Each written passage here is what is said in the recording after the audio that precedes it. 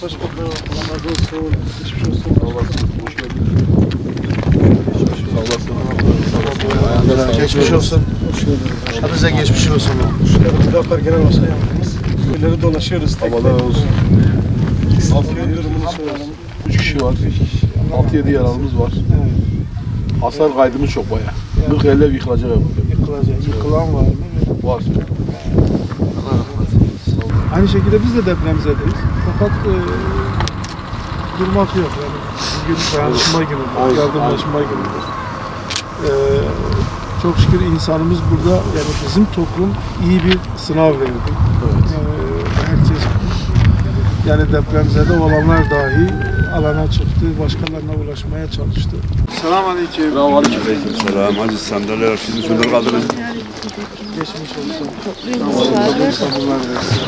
ولا تقولوا لمن يقتل في سبيل الله أموات بل أحياء ولكن لا تشعرون.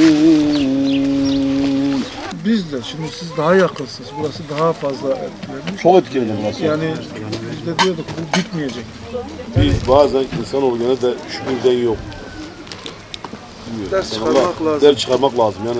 Örneği az olacak bir dayanışma oldu.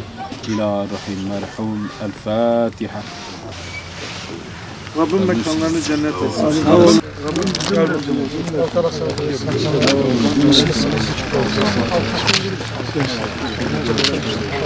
Falan var mı?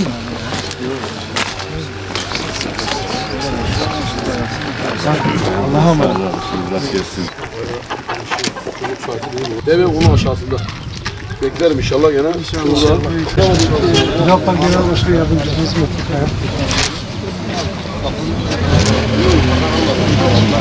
Milletten hoş geldin kardeş. Geçmiş olsun. İnşallah bir şey yok. Sen alta mı kalmışsın yoksa? Kardeş geçmiş olsun. O da çok şükür ayaktasın. Bir kolun çıkmış başka. Çok bir şey var mı? Çalışmıyor ya. Hadi selam. Geçmiş olsun. Geçmiş olsun. Geçmiş olsun diyorum. Fazla yazmış. Abone olun 87 benim. Yani yıkılmış ama. Evet yıkılmış ve görürsün.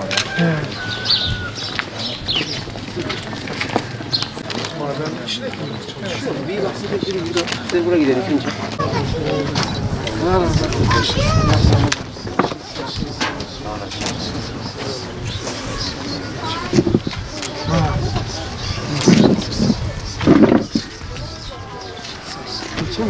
ولا تقولوا لمن يقتل في سبيل الله أموات بل أحياء ولكن لا تشعرون. Allah'tan gelmiş. Ona dönelim. Bize düşen de sabırlı olsun. Allah sabır versin. Allah sabır versin. Allah rahmet eylesin. Mekanları cennet olsun. Rabbim size sabır versin. Geçmiş olsun. Geçmiş olsun. Sağ olasınız. Allah Rabbim sabır versin. Rabbim böyle bir felaket bir daha yaşatmasın. Sağ olasınız. Sağ olasınız. Ne ederim? 5 kişi de yerine. Allah rahmet etsin. İnşallah mekanları cennet olur. Size sabredeceksiniz, dua edeceksiniz. Başka bir şey yok. Yok. Nasıl? Helal olsun. Gidelim gidelim. Bu böyle bir felakettir. Ne kadar güçlü olursa o kadar çabuk atlatır. Senin dik durman lazım. Yüklendi.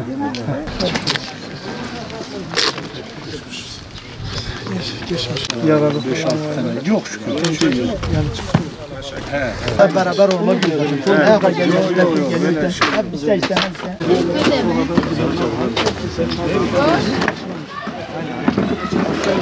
Dışarı üstte de geldi. Aynı üzerinde atın. Sağ olasın. Geçmiş olsun. آمين إن شاء الله.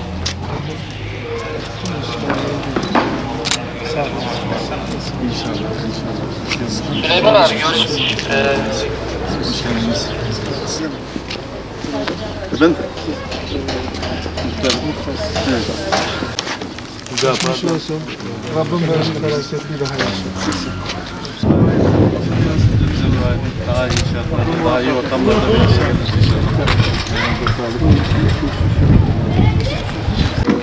Can kaybı çok yok. Çok şükredin. Sağ olun, iyiyim. Allah razı olsun. Baban evi yıkıldı. Babamın evi yıkıldı. Bir de çabalıydı ki bahtın evleri yıkar. Nıkkıt neydi? Ben evvelde bel görmüşüm, hiç korkmadım. Rabbim bir daha göstermesin. Amin, amin. Allah herkes. Yani kıyametin bir küçük kıyamet provasıyız. Geçmiş olsun. Rabbim böyle geçmiş olsun. 100 yılın felaketi gelebilir. Dünyada 100 yılımızda böyle bir şey yok. Bir deprem şu ana kadar olmamış. 9 arayla büyük gerçekten bu kadar geniş ve etkileyen deprem geçmişte varsa da tarihte bilinmiyor. Yok. Aşağı yukarı burada dolaştığımız bütün köylerde sıkıntılar giderilmiş. Aynen. Hiçbir sıkıntı yok. İnşallah bundan sonraki süreç evdir. Kalıcı bir yer olması lazım. Açıldı sağ olsun. Neyindi sen? Amcam. Amcam. Rahmetli gitti. Öldü. Kaç kişi vardı? Kendi tek eşi de burada bir sene ölmüştü. Sakça gözünde de öyle. Merkezi vurdu Sakça. Orada da çünkü bazı yukarıdaki evlere bir şey olmuş. Oralardan gitmiş. الذين إذا أصابتهم مصيبة قالوا إنا لله وإنا إليه راجعون. Başka yok. Buralar çıkartmak için kendini açıldı sağ olsun. Neyindi sen? Amcam. Alış ve Ali'de bir sıkıntı ve hayır. Depremin olduğu ilk günden itibaren parti olarak bütün unsurlarımızla sahadaydık. Aşağı yukarı depremi vuran 11 şehrimize ilk günden itibaren ulaşmaya çalıştık. İlk günlerdeki ağırlığımız şehir merkezlerine oldu. Bütün illerimizi gezdik. Bu anlamda yine depremin hemen 3. gününden itibaren Nurdağ ilçemize geldik, İslahiye ilçemize geldik. Depremin acil olan ağır yaraları sarıldıktan sonra, merkezdeki yaraları sarıldıktan sonra son birkaç gündür, 3-4 gündür de bu sefer depremden etkilenen köylerimizi dolaşıyoruz. Bu anlamda biz de bu ilçelerimizi, köylerimizi depremden zarar gören yerlerimizi geziyoruz. Hamdolsun yaraların büyük bir kısmı sarılmış. Yani ilk aşamada çadırdan, enkaz altında kalanlardan tutun arama kurtarma çerçevesinde yaraların büyük bir kısmı sarılmış. Bununla beraber yardım ulaşılmayan, gezdiğimiz yerle ulaştırılmayan yer kalmadığını gördük. Bu da yani bizi sevindiren taraflardan bir tanesi. Ama tabii henüz bu süreç devam ediyor. Evleri yıkılanlar, evleri hasar görenler, zarar görenler mevcut maalesef. Hani özellikle köylerde halkımızın büyük bir kısmı halen çadırlarda.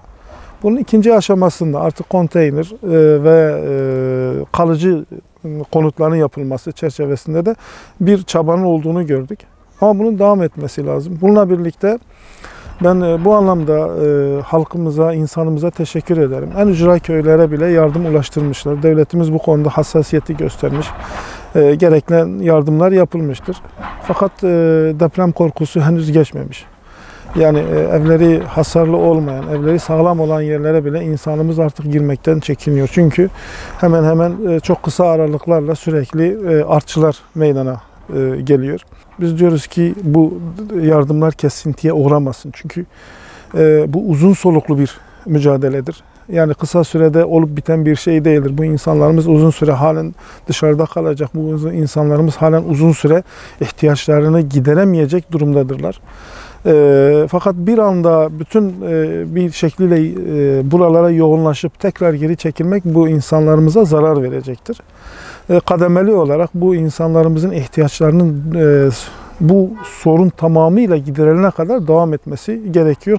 İnsanımız ilk şoku üzerinden atmış. Yani ilk günlerdeki gibi bir olumsuzluk görülmüyor. Fakat hayat devam ediyor ve bu sürecin devam etmesi için de herkes elinden geleni yapması gerekiyor.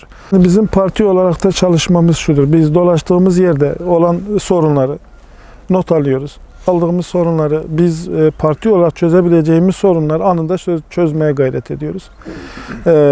Bununla beraber bizi aşan sorunları, yani böyle bize yakın olan ya da ulaşabileceğimiz STK'lara bildiriyoruz. Bu STK'lar bu anlamda sağ olsunlar anında bu istekleri de yerine getiriyorlar. Fakat onları da aşan sorunlar olduğu zaman da işte biz devletin yetkili kurumlarıyla görüşüyoruz. O bölgede koordineyi sağlayan yetkililer kimse onlara liste halinde ulaştırıyoruz. Böyle bir sorun var. Biz bu sorunu, yani bizi aşan bir sorun, bu sorunu devletin çözmesi gereken bir sorun olduğunu söyleyerek bu çerçevede de ulaştırdığımız sorunların yani büyük bir kısmı inşallah çözülüyor. Tabii bazı sorunlar ise biraz sürece yayılması gerekiyor. Yani mesela şimdi hasarlı evlerin bir anda yıkılıp tekrar yeni evlerin yapılması bir süreçtir. Yani bu çerçevede parti olarak da biz de bu anlamda diyoruz ki biz elimizden ne geliyorsa amacımız yaraları sarmaktır. Amacımız yardımcı olmaktır. Amacımız burada çalışan, burada gayret gösteren STK'lardan tutun bütün resmi görevlilere yardımcı olmak. Bir nebze olsun elin taşın altına elimizi koymaktır. Amacımız yani kısırlaşmış tartışmaları bir tarafa bırakıp yaraları sarmaktır. Ve bu yaraları sarma konusunda biz de elimizden geldiği ölçüde yardımcı olup yaraları sarmaya gayret etmektir. Bu bizim temel sloganımızdır. Gün birlik günüdür, beraberlik günüdür ve kenetlenme günüdür, kardeşlik günüdür. Biz bugün bunu sağlayamazsak hangi gün sağlayacağız ki? Yani böyle büyük bir afet olmuş. Biz kenetlenmeyi bırakıp sorunlarla ya da sen şunu yaptın ben bunu yaptım bununla uğraşmaktansa bizim parti olarak sloganımız odur. Gün birlik ve beraberlik günüdür. Köy olarak da 3000 nüfusumuz, hane olarak 1100, 470 tane acil yıkılacak evimiz var. Bunun dışında ölümümüz 100'e yakın. Yaralımız 100-150 civarında. Yalnız devletimiz çok güçlü. Bunu gördük. Kenetlendi millet olarak herkes. Devletimiz burada da bize ev yapacak. Partimiz işte birlik beraberlik günü demesi bize yetiyor şu an. Hüdapar Başkanımız bu lafı dediği zaman bize her şey yetiyor. Allah razı olsun.